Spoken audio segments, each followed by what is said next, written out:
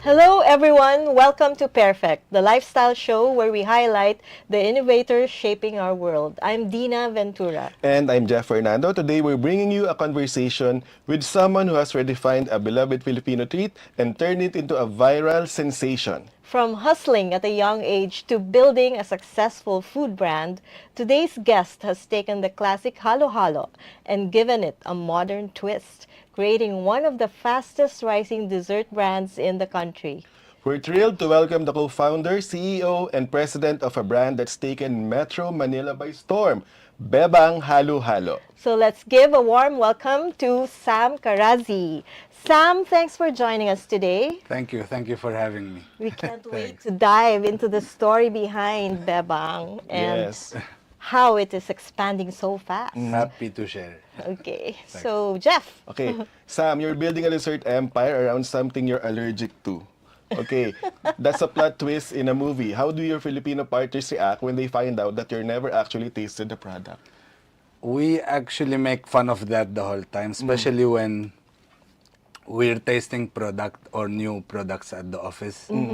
So they're always eating it in front of me and like bullying me. Do you want to try? So yeah, it's been something. What are you something allergic to? I'm allergic to dairy. I cannot Alright, eat any okay, dairy okay. product, and I consider it a good thing. So Yes. the reason we became maybe successful is part of it because I keep my ears on the ground. I always listen to the customers, what they're saying, and I'm not really, if maybe I'm the one who created the product, I'll be very biased because I like it. But in my case, I don't care. Like when I see people complaining about the same things or recommending improvements, then we always try to apply it and to follow it and follow what people are looking for. Yes, Sam, but let's backtrack a little bit. For those people who are not so familiar with Bebang Halo Halo yet, let's talk about how it came to be, how it started. Like a lot of innovative concepts, we are a pandemic baby. So it started as out of boredom, I guess. My co-founder was playing around with being innovative, following a family recipe because her Lola Bebang, is the one who actually used to make halo-halo with milk and not with ice. And she was basically doing it at home, trying to sell around to the neighbors. And then I came in because I saw a lot of potential in the product. So I saw that people are loving it. People are finding it very innovative. The feedback was very good. Of course, like a lot of small businesses, it was only an idea from a garage. So there was nothing that it didn't have the foundation to grow. Then when I saw that, I said, maybe we can try to go bigger and run some ads, run some social media campaigns and see how people will react. Yeah. We started researching how we can deliver it in good condition because that was the biggest challenge Yeah. that we had. Like, okay, we can sell to people coming here, but in the pandemic, nobody was going out. So how can we basically bring it to them Right. in the same condition? We did a lot of R&D on the packaging, on the product itself. The fact that it was made from frozen milk helped because we're not putting liquid on ice, which will melt it directly. And surprisingly, what the plan we had was to test the product for 3 months before moving to a proper location because it was literally from The a garage. kitchen. Within 2 weeks, we were like, I was telling my partner, you have to close this. And she was like, why do I have to close? I told her, we cannot run it from here. We have to move somewhere better, so with a better radius. And then we started looking at the map and we decided that Mandaluyong or Shaw Boulevard was in the center of Metro Manila, so we Okay. can serve most of Metro Manila. Our original customers didn't like that because we were in QC. And we had like people, we started having a following, like people eating it almost every day. It was summertime. I think it was March when we started, the first one. Yeah, within 2 weeks we closed and we reopened in Shaw Boulevard, I think May. It was a bit late, so end of season. But luckily, it was a very good choice. So we built a bigger store in there and we started basically delivering to most areas around Metro Manila. Yeah, it's very interesting because I think I was one of those first customers who Oh. ordered because we had to wait like a day before we could have our halo halo. It's not like Oh. you You're can have very it right lucky. away. We had customers who had to wait weeks. Like, I know. So yeah. obviously you bring with you a lot of knowledge of marketing. Mm. You spent 11 years working in Dubai before coming to the Philippines. So like how did your experience there shape your approach to creating this brand? A lot of things about Bebang was inspired from Dubai. Mm-hmm. The product itself, the presentation, because in Dubai, everything is shiny, everything is extra presentable, the competition is a lot bigger, so everybody's trying to be perfect. One of the products we launched was the Royal, the one with 24 carats gold on top. It was a marketing stunt. We didn't keep it in the menu until now. We removed it recently, but it wasn't really to sell. It was a Okay. 500 pesos product. Okay. It was a marketing stunt, but people actually loved it. We had to limit the capacity per day to only 20 pieces because it's very hard to make. So, for example, now in Bebang, we can produce around 5 cups per minute. Nice. Versus the Royal Halo Halo take like 10 to 12 minutes each to finish. Oh, wow. Because some parts are torched, some parts are like... What a complicated yeah, it's a complicated process. So basically, we had to stop it. We're reintroducing something similar, premium, very soon. Okay. But that product basically was inspired from Dubai because in Dubai they use a lot of gold on food, and there is a lot of similar I stuff being done. see. So Okay. a lot of things in Bebang actually get inspired by things we saw in Dubai. In Dubai, all Okay. right. You're a foreigner running a business here in the Philippines. Okay, what Filipino food custom surprised you, or what Filipino food combination you find weird? The first cultural shock I had was in Dubai, actually, not here. Because in Dubai, most of my circle was actually Filipinos. That's what brought me here. Okay. So, in Dubai, most of the people who go there, they also stay in like bed space or in the same house with a lot of people. Yeah. And then in my house, the rest were all Pinoy. So everyone was Filipino except me. And I think the first or second day, I wake up on a very strong, potent smell. It was tuyo. It was like, what the heck is happening at 8 a.m.? I went out. What you're doing, is this something you eat in the morning? To Yeah, be very honest, it's one of my conscious. favorite foods now. Now. I love it, seriously. It took a while. It grew on me over the years. It took a while. Like in the beginning, I really hated it because it used to wake me up in the morning. But then a lot of stuff that I used to hate grew on me. For example, first time I came here, 2011, I saw the balot. I couldn't even emotionally accept it. Okay. Now I happily eat it. Like, I really enjoy Okay, it. wow. Do I graduate? Yeah, you're almost Filipino now. I see. So balot and tuyo, anything else that you found a lot. weird? Like most of the menu was different for me. In the Middle East we use a lot of spices. We Yes. use in food, and here it's a little bit more.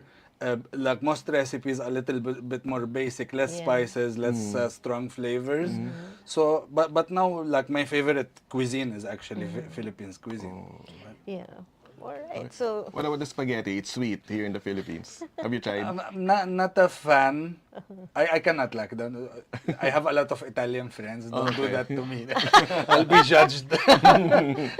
yeah, good point, good point. Okay, so let's go back to the halo halo. It's like Filipinos love this product, halo halo, and the Bebang, I think, brought something new into the food scene. Yes. And I'm sure it took more than just a good product to build this brand.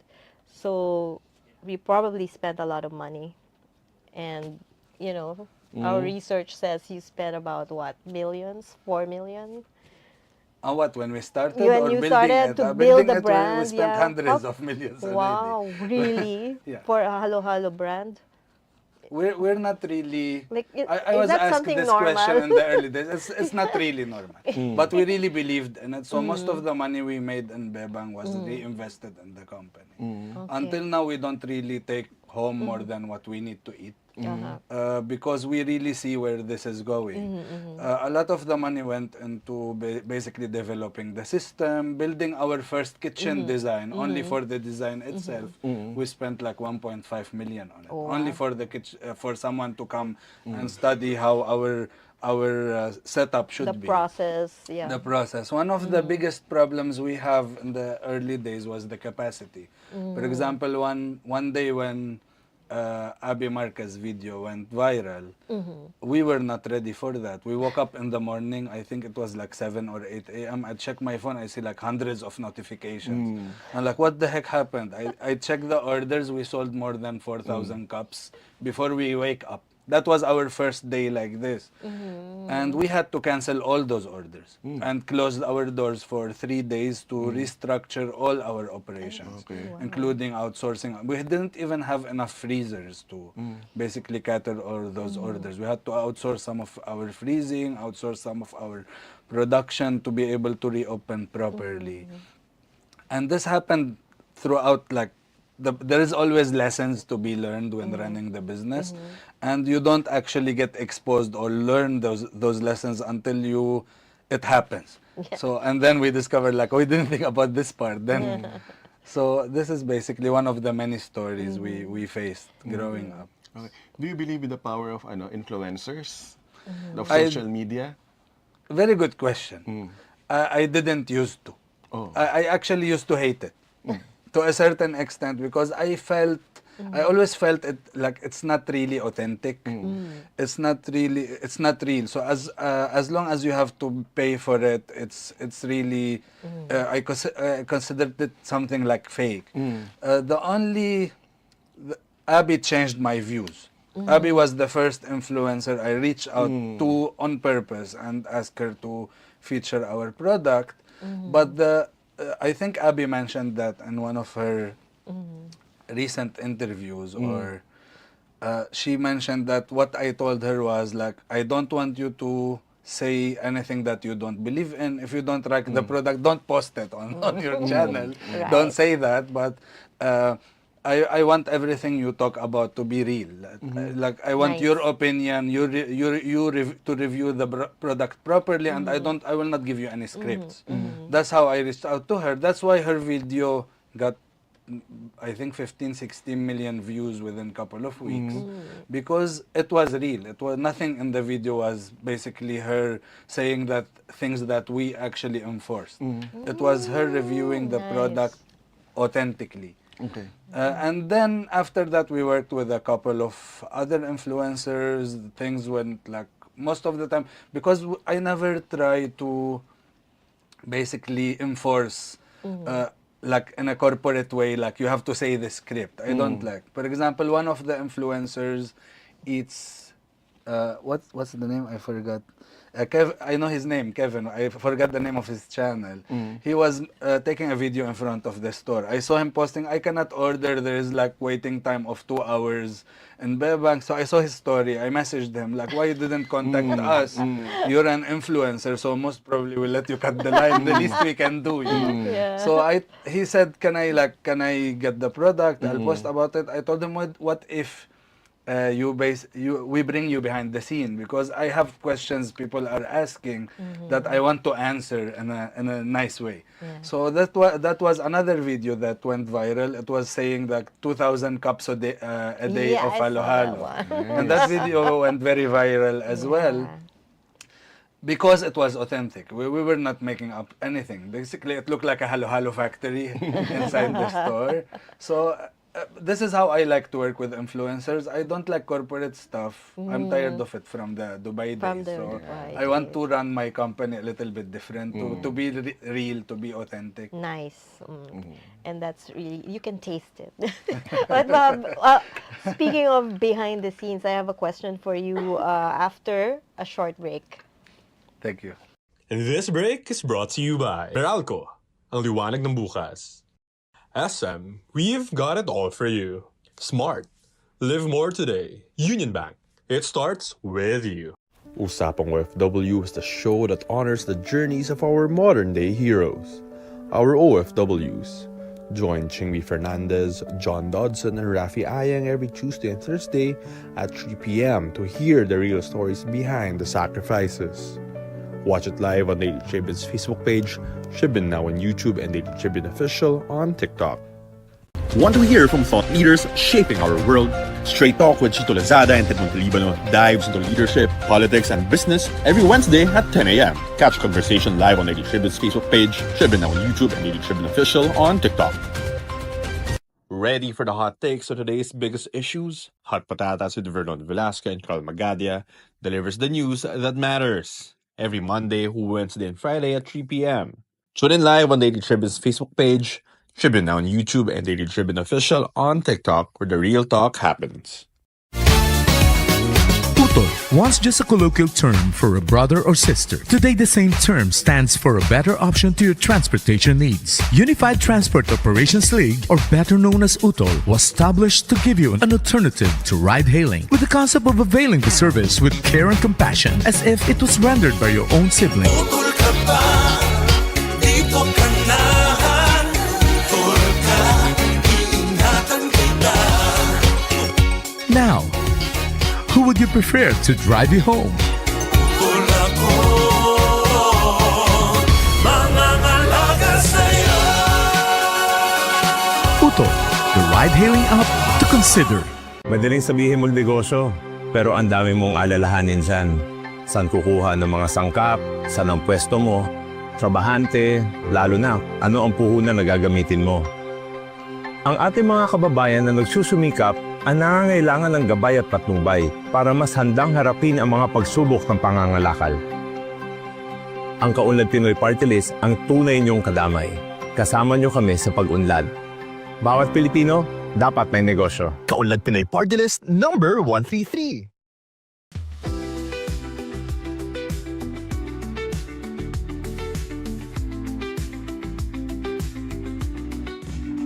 Welcome back to Pairfect. We are still here with Sam Karazi of Bebang Halo Halo. And the delivery arrived. Yes, we have our Yes. Halo Halo in the house. Bebang.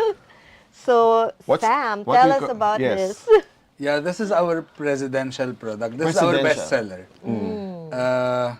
And like you see, delivered frozen or your money back. Yeah. That's what we say Or in your our money Facebook. That's back. the promise. That's the promise. Delivered frozen or your money back. Okay. If ever the product was delivered melted, we basically refund. And we send the Has replacement. that ever most of- happened? It happens sometimes. Like we cannot always. There are things that are out of our control. For example, a rider that got stuck in traffic. Something happened on the road. There are a lot of variables. So basically, we are although we're using third party for deliveries because we cannot have enough riders. Right. But still, we are responsible until the customer eat it. So that's basically what I tell my team. Like even though we're not the one delivering, but we're the one trusting this company to deliver the product. So we have to be responsible until they consume it. We want them to enjoy it. I want you to come back, even if I will lose on the first Yeah. transaction. I want people to come back to us. Okay. You call this the presidential. Yeah. Why presidential? How do you name your different types of products. products? And I think this product, the royal and presidential, we called it like this. It was inspired from the hotel or industry where you go to and basically rent a suite. It's called presidential suite, royal suite, you know. So this was one of the things that inspired the name. Plus, I think when we started, there was election campaigns also. Like, I see. Okay, I see. Your toppings it's a more creative topping. You have ube, am I right? Yeah, we You have have, makapuno. we have makapuno. You have pinipig. What's the brown one? This is banana cinnamon, Oh. our own version of And this one? langka. I think. Langka, yes. It looks so delicious, don't you agree? It's my first time to try. Yeah, I never did. So you're luckier than me. Anyway, so you were talking about behind the scenes in the kitchen. You took somebody there to see the operations at the time when you were just starting. So I guess, I'm sure, like, it hasn't been perfect in that area, in that space. Were there any accidents that happened? Any anecdotes that you'd like to share with us about? Not anecdotes. We were not, me and my partner, co-founder, we were not food people. Like this was our first food business. We didn't know anything. We didn't even know about how much we should pay for someone. You know, we didn't know how to hire. We didn't know how to run a food business. We learned everything as we go. I know a lot about tech. I'm not a developer, but I know a lot about tech because I've been doing it myself or hiring people in tech for years. Okay. Marketing, same thing. But when it came to running a food business, there are a lot of things that we didn't even understand, including like the hierarchy in a kitchen, who should be responsible for what, are we hiring the right people? In the beginning, we didn't hire the right people. Like for Halo Halo, we hired the chef. We didn't really need a chef that know how to cook food. We need somebody who specialized in dessert. Same thing with operations. We didn't have any operations people. I actually now, one of our directors now, Herdy, he used to work with KFC, with Jollibee, with a lot Okay, of big fast companies. food. Now he's our operations director, and I met him while mountain biking. So I wasn't like, I was really desperately looking for someone like that, and like it's like the stars aligned Yeah. and brought us together in the middle of the Just the jungle person you needed. at the right time. So he's the one basically we hired the first time to restructure our. Okay. He tripled our capacity within 1 week. Oh, that's very We important. were doing a lot of things that are wrong, and this is why now basically we most of the time we try to compensate people properly. Because I want the right person. I don't want to cut corners and Right. basically try to save money because at the end of the day I'll be wasting or spending a lot more money fixing the problems versus having somebody who will give me the solution. Good one, yes. You're launching new branches almost every week. How do you Yeah, handle you're stress? growing so fast. How do you handle stress? I don't see. it's it's really it's really stressful. Most of the days I'm working around 18 hours a day. Good thing I have a good team. Wow, yeah. In the beginning, it was a important. lot harder. Now I can delegate most of the company stuff to my team. I trust all of them. We do have weekly meetings. Other than that, they can handle everything. But still, it's not easy because for me, it's like when I shake a hand, it's like already a done deal, you know. So when the stress that I usually encounter are the delays. For example, we promised that we will open the store in March 15, and then there are delays from the contractors, there are delays from the malls sometimes. I'm not gonna mention names, you know. So there is always stuff happening There's- that will cause delays, and most of the time we're delayed by more than 2 weeks or 3 weeks. And this is something that eventually I'm sure our partners understand because we have investors in different locations. Yeah. But most of the time, like we have to explain. I don't like to explain but most of the time it's also not caused by us. So, but then I have to worry about this stuff because I'm basically the one responsible. Even though there is someone doing the job, at the end of the day, the CEO is the one who should be responsible for everything. Yes. Yep. What's the craziest thing a fan Has ever done. has ever done or posted? We're really grateful to all our fans. Not posted. There is a recently since we started expanding. There is 2 faces. I don't even remember their names. They are at every store opening. Every store opening, we have a long line. There is 2 people who are always standing. And the first 10 or 20 means they came very early. So because people start to arrive around 7 to 8 a.m. Because we always have activities at every opening. Those 2 are always at every. We went to Antipolo, they're there. We went to Valenzuela, they were there. We went Did to you talk to Fairview. them? Okay. We did talk to them, and we're actually letting them stand with us now. They're part of the team already. But it's Pictures. fascinating. It makes us very happy to see someone who's. I'm sure there are Loyal. others, but these are like because in the front. So I always notice them like in almost every video we see them standing in there. So I told my team now they should be standing with us already. These are the many things like to see someone also. A lot of our loyal customers most of the time have to basically wait hours in the line to get the product. This is also a statement, like people are signing basically up with their money, and their time, not only their money, by waiting for half an hour or 1 hour in our stores to basically get the product. It makes us feel very humble and very proud also, and we're very grateful, of course, to all of them. So I have a question about that because a lot of people really love the products. There are so many different versions of the halo halo from Bebang. So what was the original there? That was the recipe from the grandma of your business partner. The original recipe didn't stay the same. The original Okay. recipe was basically a lot simpler. Was milk frozen and then Oh, that was turned the- into shaved, like when you shave the yellow or the ice, it was done in the same way. And our recipe, no, now we have our own recipe. So we Innovations. added a lot of cream. We made it a lot of creamiers, a lot of creamier. We added some other things to make it more stable, to travel properly.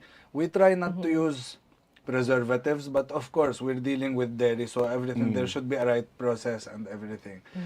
So we changed it by improving it a lot. We have a full-time food scientist in the kitchen. Food scientist. Scientist, Food talaga. tech. Full time. That's his only job, is to make the recipe better. Oh, nice. Oh. What a job. Is there a vacancy? Yeah, so go and taste from being in a garage, an operation in a garage, you moved to another store and improved. And tasting for the yeah, first time. go Okay. ahead, Jeff. And now, how many stores do you have? We opened our 11th store last week, last Saturday. And we're basically opening one store every week or every Masarap. 2 weeks. Hello, hello, it. Masarap.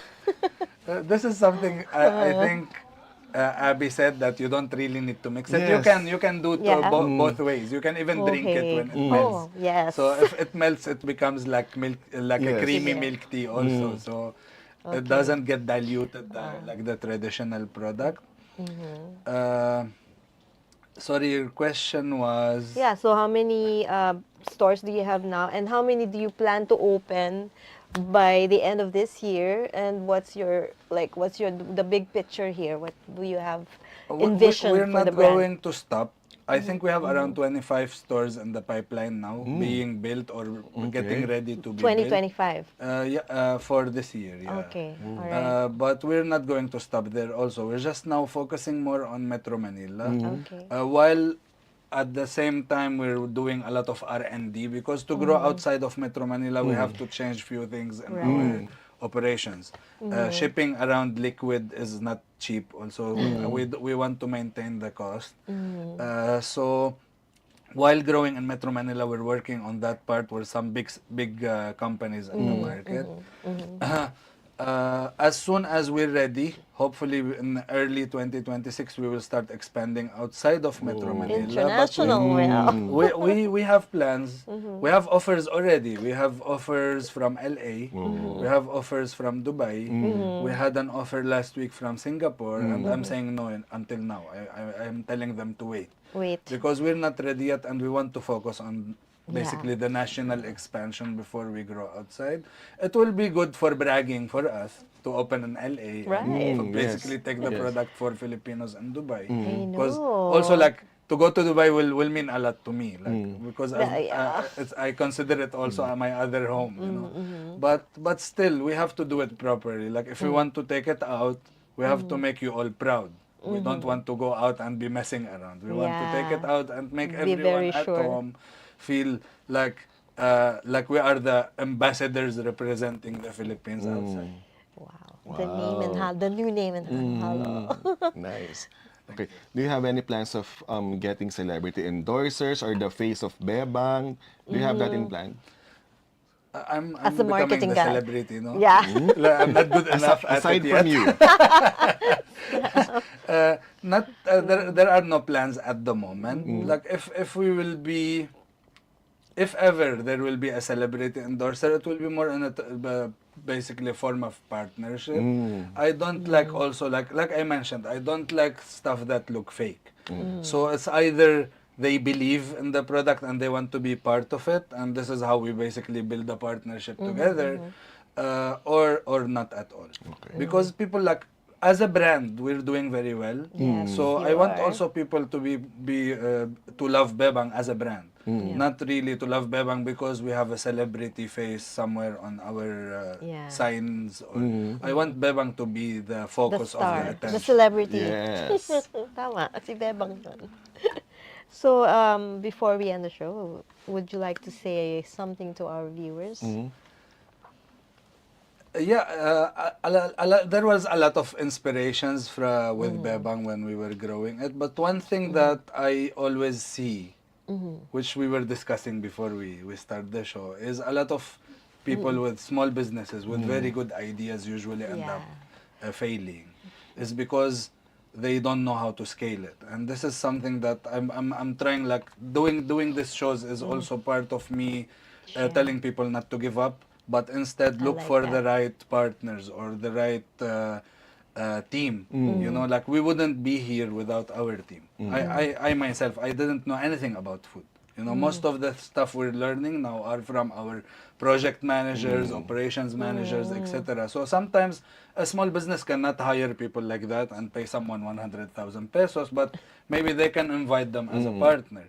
Because Right. without that partner, they will never have a chance to take it out and show people what they have. It's good You advice. know, and the second advice is don't spend a lot on the business itself. Spend more on the marketing. This is what we did in Bebang, and I think that everybody should be approaching a startup like this. They need to tell people that they exist. Right, good one. Very simple but true, yes. Thank you. So, Sam, thank you for joining us this I appreciate afternoon. it. I've Thank you. learned a Nice lot. to meet Thank you. A big thank you, Sam, for joining us today and sharing the incredible story behind Bebang Halo-Halo. From the innovative twist to a classic Filipino treat to their exciting plans for growth. It's clear that Sam's passion and creativity are driving the brand to new heights. To our viewers, whether you're a longtime fan or new to the Bebang experience, one thing's for sure, this dessert brand is changing the way we enjoy Filipino treats.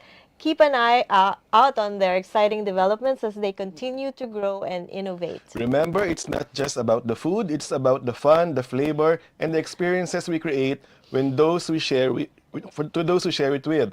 So keep enjoying the little moments and embracing new flavors along the way. Once again, this has been Jeff Fernando. This is Dinah Ventura reminding you to stay inspired and always keep things perfect. Until next time, take care and keep dreaming big.